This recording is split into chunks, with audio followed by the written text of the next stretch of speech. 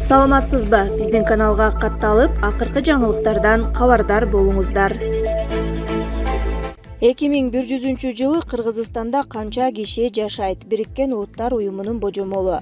2100-жылы Кыргызстандын халкы 71%га көбөйөт. Бул тууралуу Бириккен Улуттар уюмунун маалыматтарына таянып, Спутник жакында Telegram каналы жазды.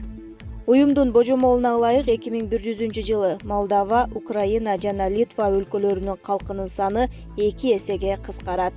Ал эми элинин саны өскөн көрсөткүч боюнча мурдагы СССРден тараган мамлекеттердин ичинен Тажикстан лидер болот. Кошуна өлкөнүн калкы 172%га өсөөрүн адистер белгилешет. Экинчи орунда Кыргызстан жайгашса, плюс 71%, үчүнчү сапта Казакстан плюс 50% болоору болжолдонот. Бириккен Улуттар уюмунун адистери Өзбекстандын калкы 28%га өсөөрүн болжогон. Беларусь менен Россияныкы тескерисинче бири 21%га, экинчиси 14%га азаят. Кыргызстандын улуттук статистикалык комитетинин маалыматына ылайык, азыркы тапта өлкөнүн калкынын саны 6,6 миң адамды түзөт. Тажикстан Головнойго кайрадан көзөмөл камераларын орнотту. Исфара шаардык бийлиги Головной суу бөлүштүрүүчү пунктуна жанына видео көзөмөлдөөчү камераларды орнотконун билдирди. Апрелдин аягында суу бөлүштүрүүнү көзөмөлдөөчү видео көзөмөлдөөчү камералардын орнотулушунан улам Тажикстан менен Кыргызстандын ортосунда куралдуу жаңжал чыккан.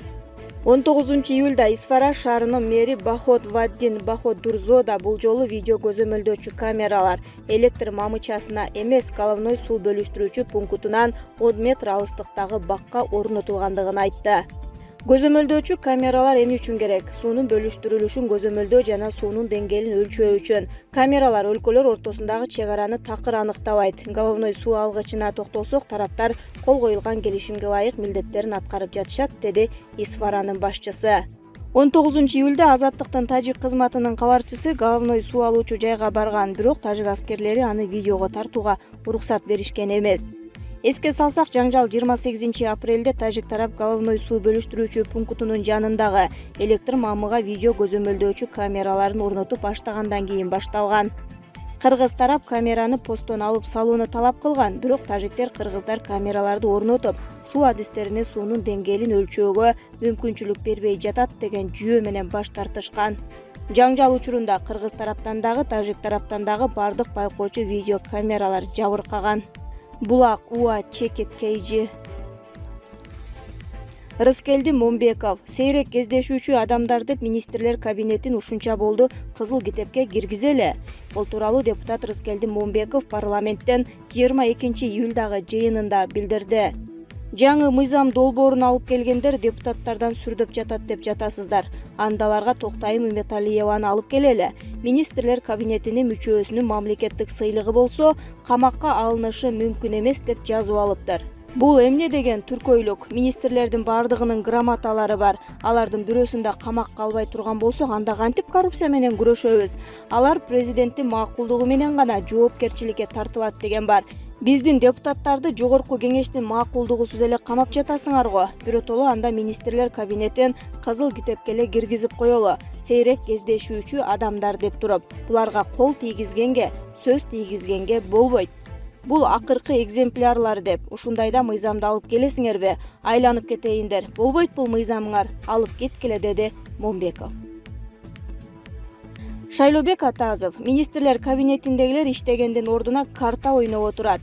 Бүгүн 22-июлда жогорку кеңештин депутаттары кезектеги жыйынга чогулду. Анда эл өкүлү Шайлообек Атазов министрлер кабинетине кайрылды. Мыйзамды сунуштагандар булар. Колдой берет деген принципке өтүп алыптырсыңар. Мыйзам долбоорун биз кененирээк талкуулап, анан кабыл алышыбыз керек. Ошондуктан мыйзамды пачкалап алып келбегиле. Министрлер кабинетинде бир эле бөлүмдө 10 киши болсо, алардын 8-и мёртвые души, алардын 2-і иштеп, калганы телефондо карта ойноп отурат, деди Атазов. Орусия Тажикстандын Ооганстан менен болгон чек арасына коргонуу заставаларын курууга кайтарымсыз жардам берет. Бул тууралуу Орусиянын тышкы иштер министринин орун басары Андрей Руденко жергиликтүү басылмалардын бирине билдирди. Бул жардам эки тараптуу жана жааматтык коопсуздук жөнүндө келишим уюмунун Тажик-Ооган чек арасын бекемдөө чечимин ишке ашыруунун алкагында көрсөтүлүп жатат, деди Андрей Руденко. Ошондой эле Орусия Тажик өлкөсүнө көмөк көрсөтүүгө ар дайым даяр экенин кошумчалады. Белгилей кетсек, учурда Ооганстанда өкмөттүк күчтөр менен Талибан кыймылынын согушкерлери ортосунда тирешүү күч алууда. Америка Кошмо Штаттары өз аскерлерин Ооганстандын аймагынан чыгарып кеткен соң жергиликтүү бийлик талиптердин чабуулуна кабылган. Тирешүүдөн улам Ооганстандын бир топ райондору согушкерлердин колуна өтүп, айрым Ооган жоокерлери Тажикстанга качып өтүүгө аргасыз болгону да маалымдалган. Булак супер чекит KG. Шашылыш билдирүү: күтүлүп жаткан жаан-чачынга байланыштуу өлкө аймагында сел жүрүшү мүмкүн. 2021 жылдын 22-23 июль аралыгында республиканын тоолуу жана тоо этектериндеги райондорунда туруксуз аба ырайына жана күтүлүп жаткан нөшөрлүү жаан-чачынга байланыштуу сел жүрүшү мүмкүн. Бул тууралуу Өзгөчө кырдаалдар министрлигинин басма сөз кызматы билдирет. Кыргыз Республикасынын Өзгөчө кырдаалдар министрлиги тарабынан адамдардын өлүмүнө жеткирбөө жана материалдык чыгымдарды азайтуу максатында 2021 жылдын 21 июль күнү номер 2-34/518Т жана 02-34/519Т телефонограммалары чыгарылып, тийиштүү жарандык коргонуу кызматтарына, Кыргыз Республикасынын өкмөтүнүн областтардагы ыйгарым укуктуу өкүлчүлүктөрүнө жана Бишкек ош шаарларынын мэрлерине жеткирилген. Ошондой эле Өзгөчө кырдаалдар министрлигинин алдындагы КККБ-Т тарабынан уюлдук операторлор аркылуу калкка СМС билдирүүлөр жана телеканалдардан жүгүртмө жарнама аркылуу маалымат жиберилген. Булак Коом пресс. Рахман: Тажикстан кошуна өлкөлөргө эч качан курал колдонбойт. Тажикстан кошуна өлкөлөр менен дайыма жакшы мамилени карманат. Мындай пикирин Тажикстандын президенти Эмомали Рахман дүйшөмбү шаарында өтүп жаткан аскердик парад учурунда билдирди. Бул тууралуу Спутник Тажикстан кызматы жазды. Белгилүү болгондой, бүгүн Тажикстанда аскердик жана резервдик курам ири машыгуу өткөрөт. Ал эми Борбор дүйшөмбү шаарында президенттин алдында аскердик техникалык парад өтүүдө. Тажикстан ар дайым кошуна өлкөлөр менен жакшы мамиледе болууну карманат. Ошондой эле эч качан кошуна өлкөлөргө курал колдонбойт, деди тажик президенти. Бишкек шаары дүйнөдөгү эң кымбат шаарлардын катарына кирди. Нумбео статистикалык ресурсунун маалыматы боюнча Бишкек шаары дүйнөдөгү эң кымбат шаарлардын катарына кирип 410-орунду ээледи.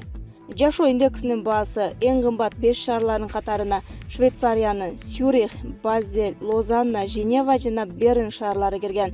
Андан кийинки орундарды Норвегиянын Ставангер, Тронхейм жана Осло шаарлары ээлеген. Ал эми Рейкьявик, Исландия жана Нью-Йорк АКШ шаарлары биринчи ондукту толуктайт. Рейтингти аныктоодо унаа, тамак-аш, кийимдер жана үй үчүн товарлардын баасы, ошондой эле эл эс алуучу жайлардын баалары эске алынган. Белгилей кетсек, Нумбео дүйнө боюнча шаарлар жана өлкөлөр тууралуу маалыматтар топтолгон эң ири базага ээлик кылат. Варламов: кыргыздар Россияга кетип, өлкөнү Кытай акырындап сатып алууда. Белгилүү россиялык блогер Илья Варламов Кыргызстанга болгон сапарын жыйынтыктады. Бул жолку сапар ага кайгылуу сезимдерди калтырганын айтты. Алгач ал Ош шаарына барып, ал жактан Бишкек шаарына унаа менен келген. Ал өзүнүн социалдык тармактагы баракчасына Кыргыз өлкөсү боюнча төмөндөгүдөй пикирин калтырды. Бизде адамдар жакшы, бирок бийликтегилер бокочо. Менин досум Кыргызстандагы кырдаалды ушундайча сүрөттөдү. Муну өлкөнүн расмий урааны кылып койсо болот деп ойлойм. Эгемендүүлүктүн 30 жылында өлкөдө 3 революция болду. Бирок бул анчалык деле жардам берген жок. Коррупция, тууганчылык жана мыйзамсыздык эч жерде жок болгон жок. Өлкө жакыр, калктын дээрлик 3/1 жакырчылыктын чегинде жашашат. Калктын жашоо деңгээли боюнча Кыргызстан мурдагы советтик республикалардын ичинен Тажикстан менен катар акыркы орунда турат. Пенсия $100, эмгек акы $200. Анан ушул акчага кантип жашоого болот? Адамдар Россияга иштегени кетип, ошол жакта калып калышат. Кыргызга орус жарандыгын алуу кыйын эмес. Эгер Россия адамдарды алып кетсе, анда Кытай акырындап өлкөнү сатып алууда. Алгандайча сатып алат, насыя берет, карызга ишканалар курулат, жардам берет. Бирок эртедир кечтир карызды төлөө керек болот. Дүйнөлүк тажрыйба көрсөткөндөй, кытайлар карыздарын жакшы кайтарып алышат. Объект куруп жаткан жерлерди, ишканаларды акырындап алат. Мен Кыргызстанды, адамдарды, жаратылышты, ашкананы сүйөм. Бирок бул сапар капалуу таасир калтырды. Мен чындыгында кыргыздар ушул туңгуюк абалдан чыгып, алдыга кетишин каалайм. Алар буга татыктуу. Булак лайк чекиткей же.